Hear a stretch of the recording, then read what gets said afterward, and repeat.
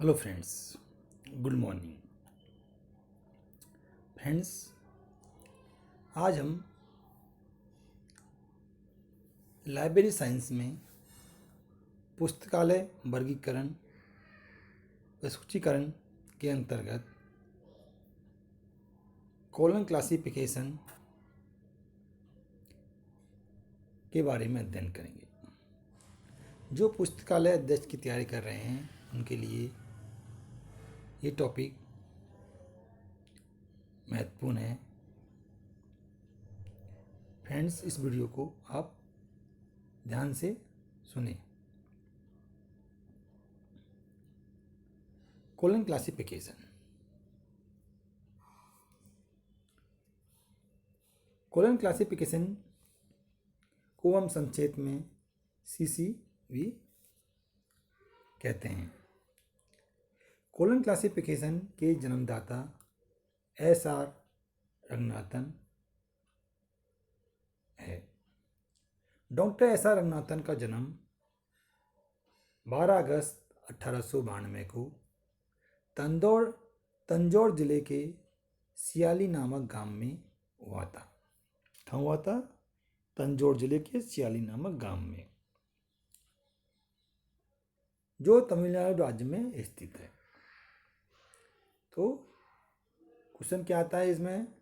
Doctor SR Ranganathan का जन्म कब हुआ था? 12 अगस्त 1892 को।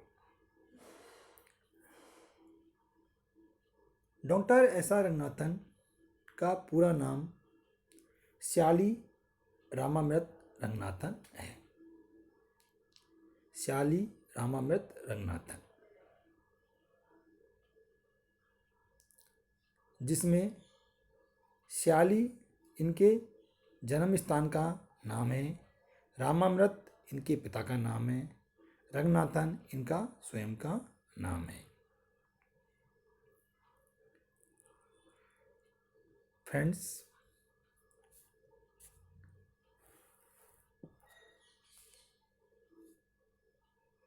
कॉलम क्लासिफिकेशन में कॉलम क्लासिफिकेशन को हम द्विबिंदु वर्गीकरण पद्धति भी कहते हैं।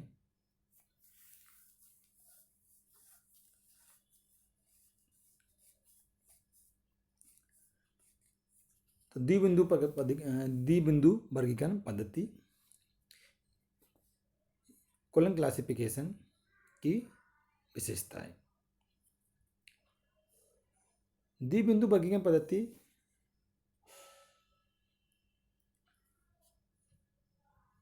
के जनक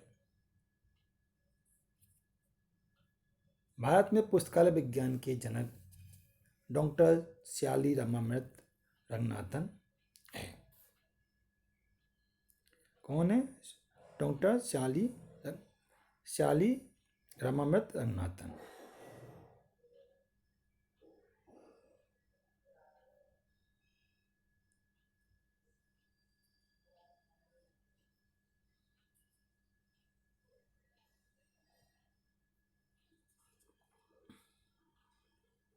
यह वर्गीकरण पद्धति उन्होंने 1933 में निर्माण किया था। 1933 में क्या इस वर्गीकरण पद्धति को बनाया था? डॉक्टर SR रंगनाथन के गुरु कौन है? सेयर्स। तो रंगनाथन महोदय ने अपने गुरु सेयर्स के कथन को सही कर दिया था। क्या कथन था उनका?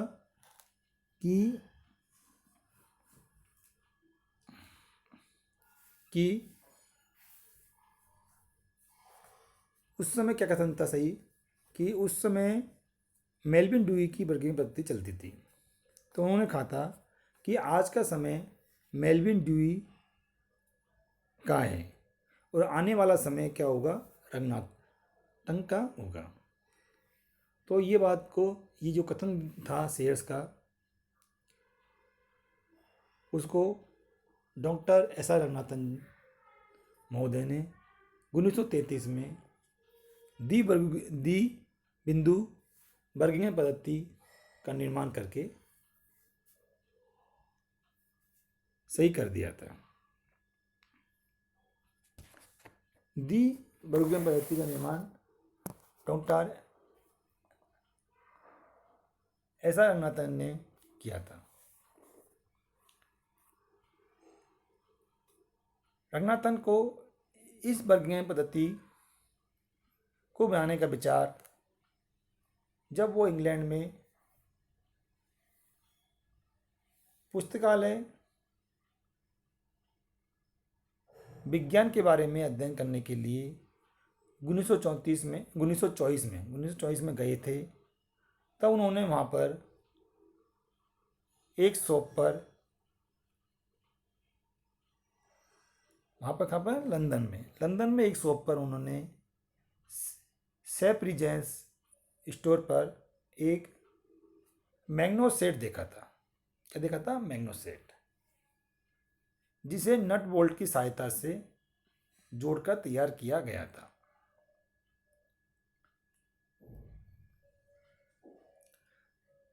इस मैग्नो सेट को देखकर रंगनाथन महोदय के मस्तिष्क में यह विचार आया कि क्यों ना नई वर्गीकरण पद्धति का विकास करें, जो कि जिसमें विभिन्न पक्षों को नट बोल्ट की सहायता से नट बोल्ट की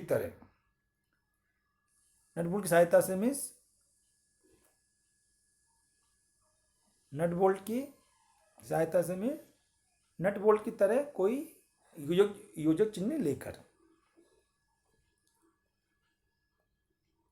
विभिन्न पक्षों को किसी योजक चिन्ह से जोड़ दिया जावे। ये विचार कहाँ से आया? उन्होंने इंग्लैंड में जब वो एक सेफ्रिजेंस स्टोर पर गए थे, वहाँ उन्होंने मैग्नो सेट देखा, तो उसको देखकर उन्हें विचार आया कि क्यों न एक नई वर्गीकरण पद्धति का विकास किया जाए, जिसमें विभिन्न पक्षों को किसी न किसी योजक चिन्ह से जोड़ दिया जाए। क्योंकि मैग्नो सेट में भी क्या था? मैग्नो सेट के जो विभिन्न पार्ट्स थे उनको नट बोल्ट की सहायता से जोड़कर तैयार किया गया था। मैग्नो सेट के विभिन्न पार्ट्स को नट बोल्ट की सहायता से जो तैयार किया था, तो उसी को उनको देखकर भी ये विचार आया।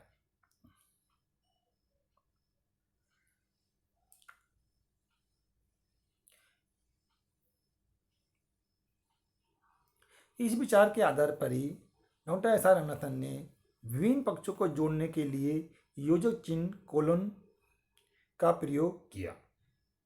इसी कारण से इस वर्गीकरण पद्धति को कोलन क्लासिफिकेशन या द्विबिंदु वर्गीकरण पद्धति कहते हैं।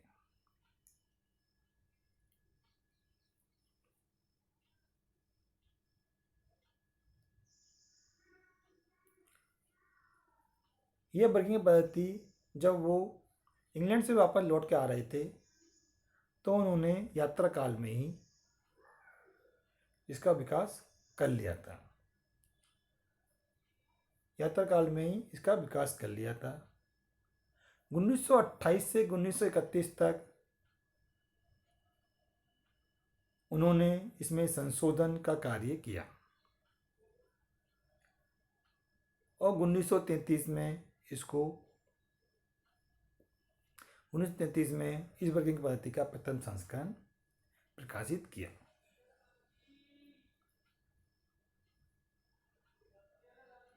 रंगनाथन कृत बिंदुकरण पद्धति में क्या है?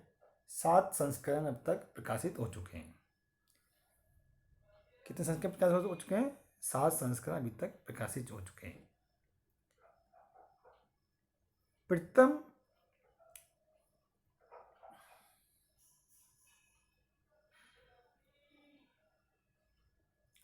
जो 7वां संस्करण है इस पद्धति का, उसमें कितने 5 भाग हैं। 7वें संस्करण में कितने भाग हैं? 5 भाग हैं। प्रथम भाग में अनुसूची दी गई है द्वितीय भाग अनुक्रमिका का है, जो कि अभी तक प्रकाशित नहीं हुआ है। प्रथम भाग में तो अनुसूची दी हुई है और द्वितीय भाग क्या है, अनुक्रमिका का है, जो अभी तक प्रकाशित नहीं हुआ है। इसलिए पुस्तकालयों में संग्रहित साहित्य के वर्गीकरण के लिए छठे पुनर्मुद्रित संस्करण का ही प्रयोग किया जाता है। इसके 7 संस्करण प्रकाश हो चुके हैं। तो फर्स्ट संस्करण में क्या है, अनुसूची है, और द्वितीय संस्करण में क्या है, अनुक्रमिका है। किंतु द्वितीय संस्करण अभी तक प्रकाशित नहीं हुआ है, इसलिए अभी तक क्या कर रहे हैं हम, छठे पुनर्मुद्रित संस्करण का ही पुस्तकालयों में संगीत साहित्य के वर्गीकरण के लिए उपयोग किया जा रहा है। जो कोलन क्लासिफिकेशन है, द्विबिंदु वर्गीकृत है, इसका प्रथम संस्करण 1933 में आया था। कब आया था? 1933 में आया था। इस संस्करण में योजक चिन्ह के रूप में केवल कोलोन का ही प्रयोग किया गया था। कोलोन क्या होता है? 2 डॉट होते हैं वर्टिकल, कोलोन का ही प्रयोग किया गया था। प्रथम संस्करण में क्या, एक ही योजक चिन्ह का प्रयोग किया गया था कि वो क्या था, कोलोन। वर्गीकरण पद्धति में के प्रथम संस्करण में मिश्रित अंकों का प्रयोग किया गया था। जो क्या, कौन से मिश्रित अंक हैं? रोमन बड़े अंक, रोमन छोटे अंक,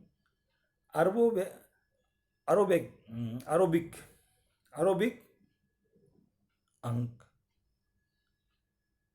योजक चिन्ह, इन सब का जो प्रथम संस्करण आया था उसमें क्या यूज किया गया था। कौन का? रोमन छोटे अंक, रोमन बड़े अंक, अरोबिक संख्याएं, योजक चिन्ह, इन सभी का प्रथम संस्करण में यूज किया गया था।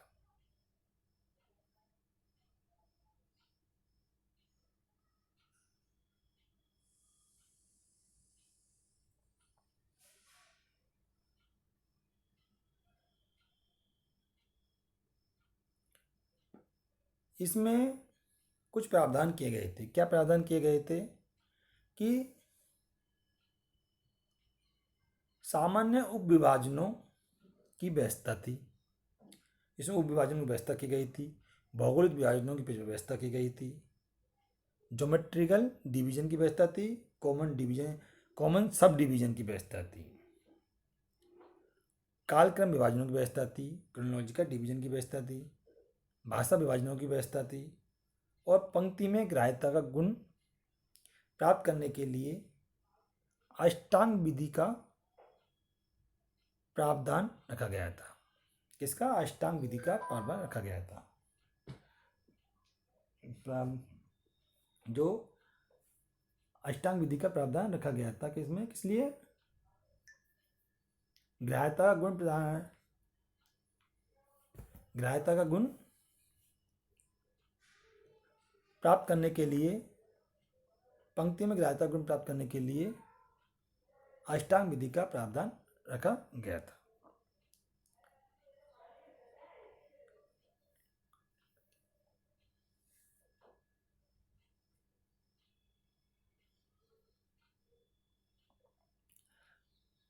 प्रथम संस्करण में एक बात और थी। क्या थी?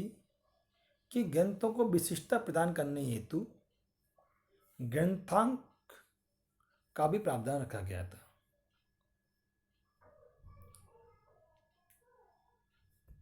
ग्रंथांक का भी प्रावधान रखा गया था।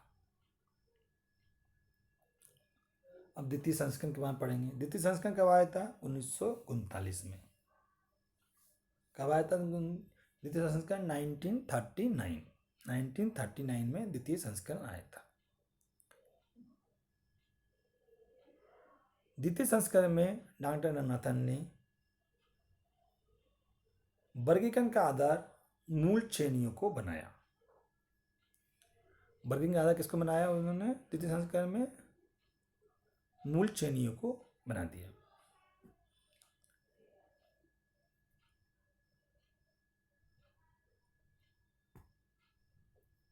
ना तृतीय संस्करण, तृतीय संस्करण में क्या किया रंगनाथ ने?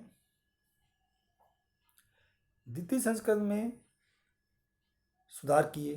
क्या सुधार किए? विषयों के लिए पृथक पृथक पक्ष परिसूत्र दिए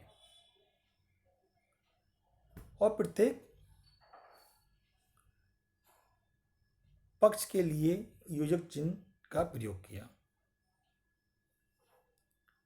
मतलब तृतीय संस्करण में क्या किया उसने कि विषयों के लिए पृथक पृथक पक्ष परिसूत्र दिए, विषयों के लिए पृथक पृथक पक्ष परिसूत्र दिए और उनके लिए योजक चिन्ह दिए, उनको जोड़ने के लिए क्या दिए? योजक चिन्ह दिए। चतुर्थ संस्करण, चतुर्थ संस्करण में उन्होंने क्या किया? चतुर्थ संस्करण आया था 1952 में, तृतीय संस्करण आया था 1950 में, प्रथम आया था 1933 में और द्वितीय आया था 1939 में। 1939 के 11 साल बाद आया 1950 में चतुर्थ संस्करण और फिर उसके 2 साल बाद ही 1950 में आया तृतीय संस्करण और उसके 2 साल बाद ही आ गया चतुर्थ संस्करण 1952 में। 1952 में चतुर्थ संस्करण आ गया। चतुर्थ संस्करण में क्या किया उसने? 5 मूलभूत श्रेणियां डिफाइन कर दी। मतलब चतुर्थ संस्करण में क्या किया? द्वितीय संस्करण में तो मूलभूत श्रेणियों को आधार बनाया गया था, मूलभूत श्रेणियों को क्या बनाया गया था? आधार। अब चतुर्थ संस्करण में क्या किया? वो मूलभूत श्रेणियों को डिफाइन कर दिया कि 5 मूलभूत श्रेणियां होगी, वर्गीकरण में 5 मूलभूत श्रेणियां होगी, 5 मूलभूत श्रेणियां होगी।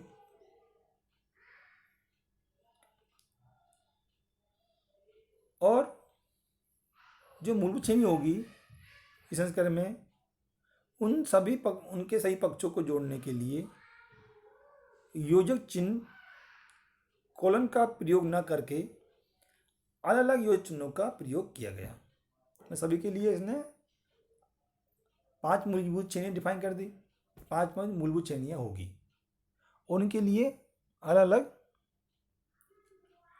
योजक